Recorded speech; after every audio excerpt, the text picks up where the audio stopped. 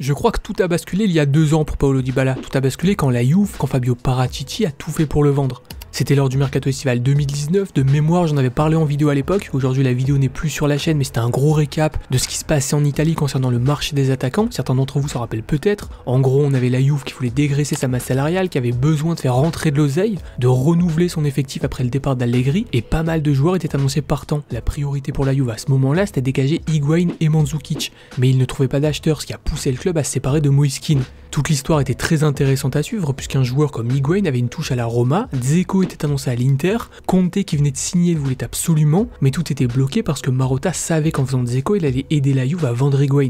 Le club avait Icardi, voulait Lukaku, les deux étaient des cibles de la Juve, et sur ces dossiers, Marotta ne voulait surtout pas aider son ancien club. Aider la Juve, même indirectement, c'était se mettre une balle dans le pied. Sur le dossier Icardi, le club n'en voulait plus, la Juve était intéressée, mais l'Inter n'a jamais accepté de négocier avec la Juve. Marotta n'a jamais accepté de négocier avec Paratici. Surtout pour un joueur comme Icardi, qui est un top attaquant en Serie A, qui a terminé 2 fois meilleur buteur du championnat en 6 saisons à l'Inter, ce que seuls des Immobile, Di Natale, Shevchenko, Ibrahimovic, etc. ont réussi à faire. C'est un joueur qui t'assure un volume de buts important, donc c'est logiquement un joueur que Marotta ne voulait pas voir à la Juve, chez le rival. À un moment, on parlait d'un échange Icardi-Dybala, c'était en fin de mercato, à la fin du mercato estival 2019, après que Dybala ait refusé de partir en Angleterre, et même sous cette forme, l'Inter a refusé le deal.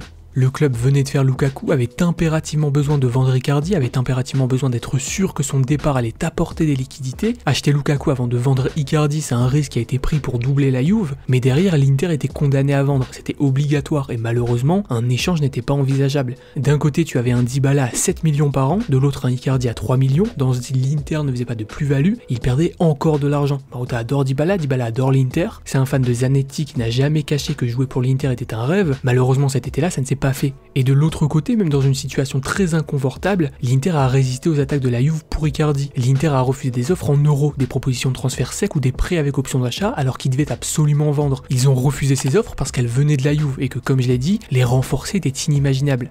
L'Inter s'engageait dans un nouveau cycle, visait le titre et envoyer Icardi chez le champion, c'était la dernière chose qu'il voulait. Il préférait se mettre en danger économiquement plutôt que céder. J'appuie bien sur cette histoire parce que ce qu'a réussi l'Inter sur ce coup, c'est assez incroyable. Ils avaient un joueur qui devait partir mais qui ne voulait pas, qui a ensuite accepté de partir mais seulement à la Juve. Ils étaient sous une menace économique réelle, pas du tout en position de force, mais ils ont réussi à s'en sortir. Et il se dit même que Marotta a négocié une clause anti-Juve dans le contrat d'Icardi au PSG. En gros, si le PSG décide de vendre Icardi à la Juve, la clause saute et le PSG doit donner 15 millions à l'Inter. Donc Marotta a protégé les intérêts de l'Inter sur tous les plans.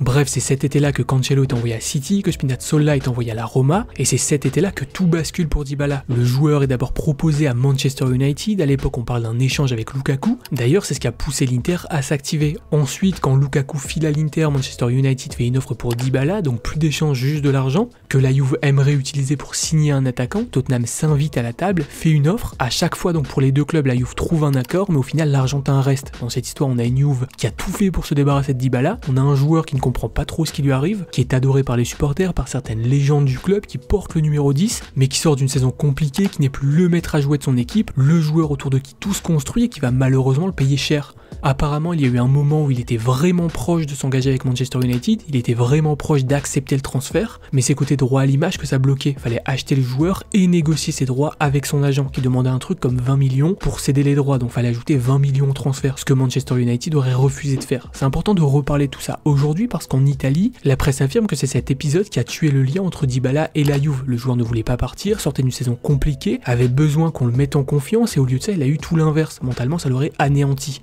Dybala ne se sentait pas très bien et selon son frère, ce n'était pas le seul. C'était un sentiment partagé par pas mal de joueurs qui avaient l'impression qu'à Turin, tout était construit pour que le public comprenne que les joueurs sont le problème, qu'ils sont coupables de tout. Par exemple, la relation entre Dybala et sa direction se refroidit, c'est à cause de Dybala. Soit on dit que le club veut le prolonger mais que le joueur demande trop d'argent, soit on dit que ça ne sert à rien de négocier avec lui parce qu'il a déjà décidé de partir. On fait fuiter des chiffres, on dit que c'est ce que demande Dybala et on sait que la majorité se rangera du côté de la Juve. On sait que la réputation du joueur en prendra un coup. On sait que sa cote va baisser chez les supporters, son capital sympathie aussi, et on pourra le faire partir sans trop se justifier. En gros, on prépare gentiment le terrain. Le joueur a un lien avec les supporters, on le casse et on a les mains libres pour agir sans avoir les supporters sur le dos. On a le bon rôle.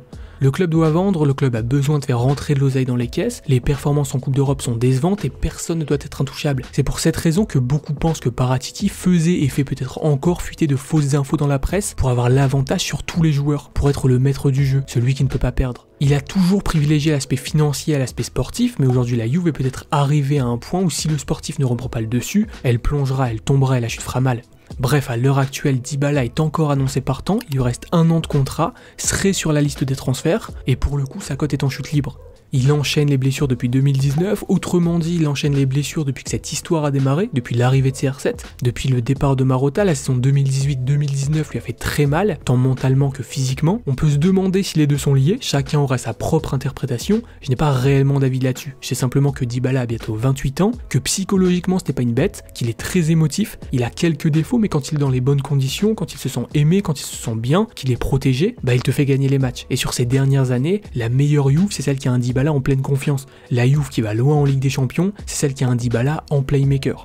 Aujourd'hui, le club doit prendre les bonnes décisions, il est à la croisée des chemins et il n'y aura pas de retour en arrière possible. On parle d'un changement de coach, d'un changement de capitaine, de purge dans l'effectif, d'un renouvellement, presque d'une nouvelle Juve, et je suis curieux de voir comment Paratici va gérer le cas Dybala. Est-ce qu'il va s'en servir pour financer des arrivées, ou est-ce qu'il va le prolonger, le mettre en confiance et construire autour de lui? Tout est encore possible, mais la tendance irait dans le sens d'un départ. Dybala serait donc vendu, ça ne serait pas le seul, et l'argent encaissé permettra à la Juve de construire la base d'un nouvel effectif, une base pour le très long terme, avec des plus ou moins jeunes joueurs qui deviendraient des cadres. En attaque, on parle de Moise Kean, c'est un joueur que la Juve aimerait rapatrier, mais on parle aussi et surtout du milieu de terrain, de Locatelli, d'Aouar, de Zaniolo, de Rordan, de Pogba, de Paul. Ça sera pas possible de tous les faire, j'imagine que la grande priorité au milieu de terrain s'appelle Locatelli, c'est celui dont la Juve a le plus besoin, mais pour le faire il faut de l'argent. Dans l'idéal, faire Locatelli plus un créatif ce serait déjà pas mal, faire Moise Kean ce serait top, et je pense que c'est ce que veut la direction. D'ailleurs, dans la logique de renouvellement d'effectifs, la Juve adore Donnarumma.